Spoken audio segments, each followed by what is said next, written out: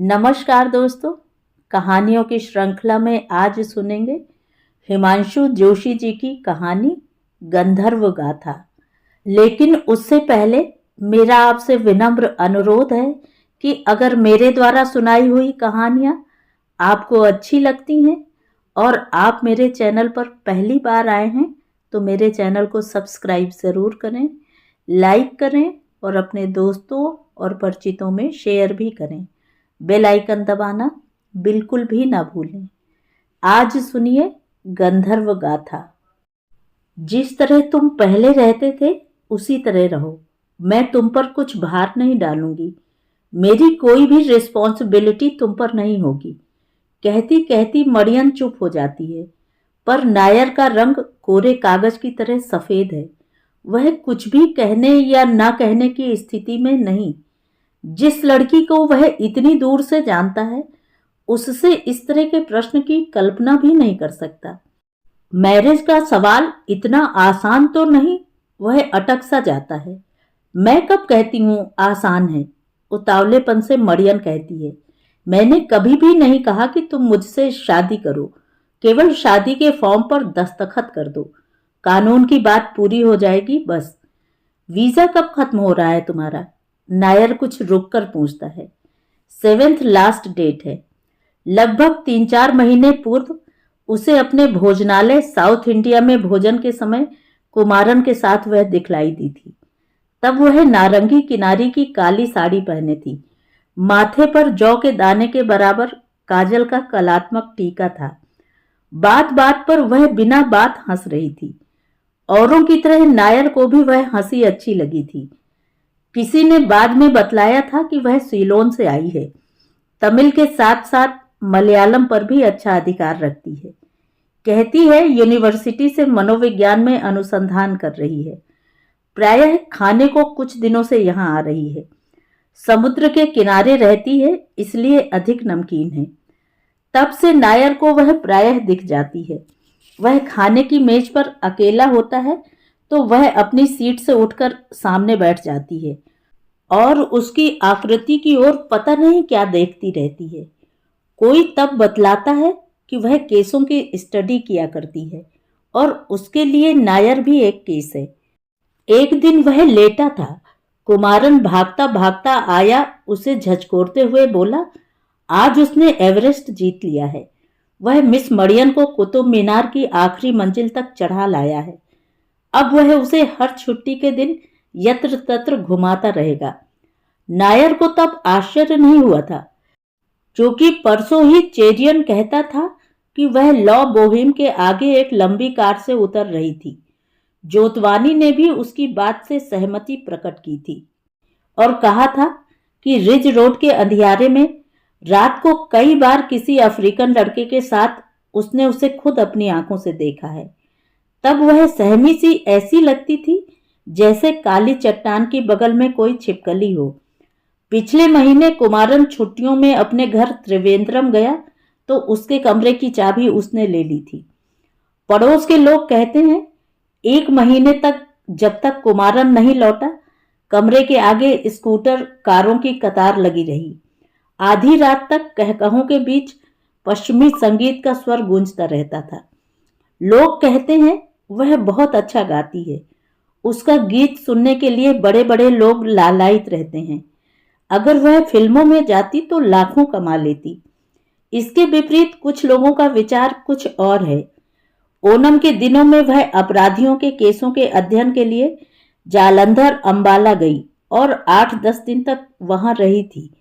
कुमारन को भी ऑफिस से तब बीमारी की छुट्टी लेनी पड़ी थी। कुमारन कहता था वे एक ही बिस्तरा लेकर गए थे। वीजा की डेट अब बढ़ नहीं सकती? नायर तनिक सोचते हुए पूछता है। यह समस्या हल हो जाती। हल क्यों नहीं हो सकती? यदि मैं किसी इंडियन नेशनल से शादी कर लूं, तभी तो कह रही हूं, केवल औपचारिकता के लिए ही। यहां और कितना रुकना चाहती हो? अधिक से अधिक 1 वर्ष, फिर घर लौट जाऊंगी। नायर घड़ी की ओर देखता है, क्षण भर चुप रहता है। अच्छा, शाम को सोचकर बताऊंगा, उससे छुटकारा पाने के लिए कहता है। वस्तुतः शाम तक भी कुछ सोच नहीं पाता। उसका मस्तिष्क वैसा ही भारी है। वह जानता है वह निश्चित आ धमकेगी और सचमुच होता भी ऐसा ही है। वह होटल से खाकर लौट रहा था कि वह टकरा जाती है। अंधियारे मोड़ पर उसका हाथ थामती हुई कहती है, तुम सच पत्थर के आदमी हो। वह पत्थर का आदमी है या नहीं, नायर की ओर से कोई उत्तर नहीं होता। दोनों साथ साथ कमरे में आते हैं। मुझे तुमसे कुछ अंतरंग बातें करनी है, कहो तो दरवाजा बंद कर दें। उत्तर की प्रतीक्षा किए बिना ही वह कुंडा भीतर से बंद कर देती है। बहुत देर तक इधर उधर की बातें करती रहती है, फिर कुछ गंभीरता से कहती है, मैंने डिसाइड कर लिया है, अब मैं तुमसे ही विवाह करूंगी। तुम्हारे बिना मैं जी नहीं सकती। नायर का मन शंका से कांप उठता है। उसकी मंगनी एर्नाकुलम के किसी बिजनेसमैन की लड़की से हो चुकी है। उसे अब केवल घर जाने के लिए छुट्टी की प्रतीक्षा है, जो मिलती नहीं। कंपनी नई नई है, किसी भी स्थिति में उसे छोड़ने को तैयार नहीं। तुम्हें सचमुच क्या चाहिए? वह परेशानी से पूछता है। मरियम मुस्कुराती हुई कुर्सी की पाटी पर बैठ जाती है। हंसी छोड़ो, कल हाई कमीशन जाना होगा। कुछ और भी कामों में मदद कर दोगे ना? मेरी पढ़ाई का सिलसिला जम जाएगा। सिलोन जाकर शायद मुझे अच्छा सा काम मिल सके। नायर चुप रहता है। मरियम भी चुप रहती है। उसकी साड़ी का पल्लू नीचे गिरा है, जिसे वह ऊपर उठाने की आवश्यकता अनुभव नहीं करती। कभी कभी मुझे लगता है, मरियम सन्नाटा तोड़ती हुई कहती है, ये शादी विवाह, ये सारे बंधन व्यर्थ नहीं? क्या पुरुष और नारी के बीच अन्य किसी बनावटी रिश्ते की भी आवश्यकता है? नायर वैसा ही मौन अबोध बच्चे की तरह देखता रहता है। क्या यह सच नहीं कि तुम पुरुष हो और सेक्स भी एक भूख है? आखिर तुम कहना क्या चाहती हो? नायर झुंझलाकर पूछता है। मैं कुछ नहीं चाहती। कुछ देर तुमसे बातें करूंगी, तुम्हारे पास बैठूंगी और आवश्यकता अनुभव हुई तो। नायर की समझ में नहीं आता कि इस सामने बैठी पागल लड़की से क्या कहे। वह उठकर बालकनी पर खड़ा हो जाता है। बाहर की ओर असमंजस से ताकता रहता है। तभी कोई दरवाजा खटखटाता है, आवाज देता है। नायर के सारे शरीर में पसीना छलक आता है। वह बचाव का कोई रास्ता टटोले, इससे पूर्व मरियम स्वयं उठकर दरवाजा खोल देती है। मुस्कुराती हुई कहती है, आइए। नायर के पांव तले फर्श खिसक जाता है। ये लोग उसी के प्रदेश के रहने वाले हैं।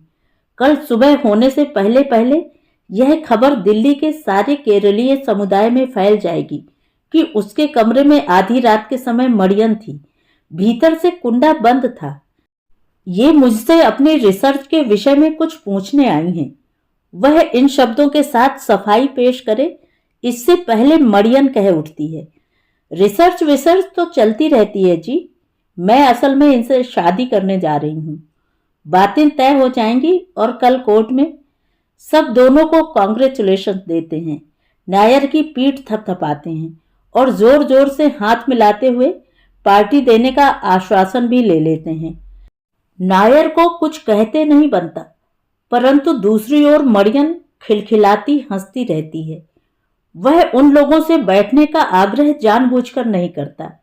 वे भी जल्दी में हैं। कल केरल क्लब की मीटिंग है। प्रेसिडेंट थॉमस बने या पिल्लई, इस पर विवाद है। इसलिए वे लोग इस रात के समय भी गली गली घर घर घूम रहे हैं, ताकि उनका अपना उम्मीदवार हर हालत में जीत सके। नायर उन्हें बाहर ले जाकर स्थिति समझाता है। उनके साथ साथ कुछ घरों की परिक्रमा भी कराता है। अंत में अपनी ओर से किसी सीमा तक संतुष्ट होकर लौटता है। देखता है दरवाजा वैसे ही अब भी खुला है, रोशनी वैसे ही जल रही है। उसकी चारपाई पर मरियम पसर गई है। उसके पर्स के पास एक अधलिखा पत्र है, जिसे वह अन्य किसी पुरुष मित्र को सेलोन भेज रही है। नायर देर तक दुविधा में खड़ा रहता है, फिर कुर्सी पर बैठ जाता है। उसकी समझ में नहीं आता कि वह कहाँ सोए। एक ही कमरा है, एक ही चारपाई, एक ही मेज और एक ही कुर्सी। इस एक ही की स्थिति में वह पिछले 9 साल से किसी तरह गुजारा कर रहा है। मेज कुर्सी खिसकाकर फर्श पर ही सोने के लिए 2 हाथ जगह बनाता है वह। अटैची से 2 चादरें निकालता है। बिछाने के लिए वह उनकी तहें खोल ही रहा था कि मरियम जाग पड़ती है। यह क्या कर रहे हो? आंखें मलती हुई देखती है। नई चादरें कल निकालना, फॉर्म पर दस्तखत करने के बाद। आज ऐसे ही सो जाओ। लाइट ऑफ करो। नायर वैसा ही चुप, चादरें वैसी ही अधखुली। क्यों, क्या सोच रहे हो? कुछ नहीं। ये चादरें लिए क्या कर रहे हो? कुछ नहीं, बिछा रहा हूं अपने लिए। क्या इतनी बड़ी चारपाई पर तुम नहीं समा सकते? वह झुंझलाकर देखती है। तो फिर तुम कहां सोओगी? वह हंस पड़ती है। तो अब समझी तुम्हारी परेशानी। अरे बाबा, तुम सो जाओ, हम अपने घोंसले में चले जाएंगे, बस। वह अंगड़ाई लेती बिखरे वस्त्रों को संभालती उठ खड़ी होती है। मैं तो हंसी कर रही थी। स्त्री को देखकर तुम्हें इतना भय क्यों लगता है? आखिर तुम पुरुष हो ना? वह बिखरे बाल की तरह खुली चादरें समेटकर मेज पर रख देती है और कल आने का वादा करके चली जाती है। दूसरे दिन नायर प्रातः से ही इस परेशानी में है कि यदि वह आ गई तो कैसे कोर्ट में चलने के लिए हाँ करेगा और कैसे ना। किंतु 9 बजे तक वह नहीं आती तो उसे कुछ राहत मिलती है। वह झटपट ऑफिस के लिए खिसक पड़ता है। शाम को वह बहुत देर से लौटता है। उसे यह जानकर संतोष मिलता है कि कोई भी उसे पूछने के लिए नहीं आई। इस तरह कुछ दिन बीतते हैं। उसे आश्चर्य होता है कि वह क्यों नहीं आई। यद्यपि उसका ना आना बहुत अच्छा सा लग रहा था, फिर भी कुछ उत्सुकता तो थी ही। एक दिन वह ऑफिस से आकर गीले कपड़े उतार ही रहा था कि पानी में भीगी वह आ खड़ी होती है। मैं आ सकती हूँ? अतिरिक्त औपचारिकता से कहती है। नायर के पांव पर सिकुड़ी अधकुली पैंट वैसी ही रह जाती है। मेरा काम हो गया था। वह गीले कपड़ों समेत वैसी ही कुर्सी पर बैठ जाती है।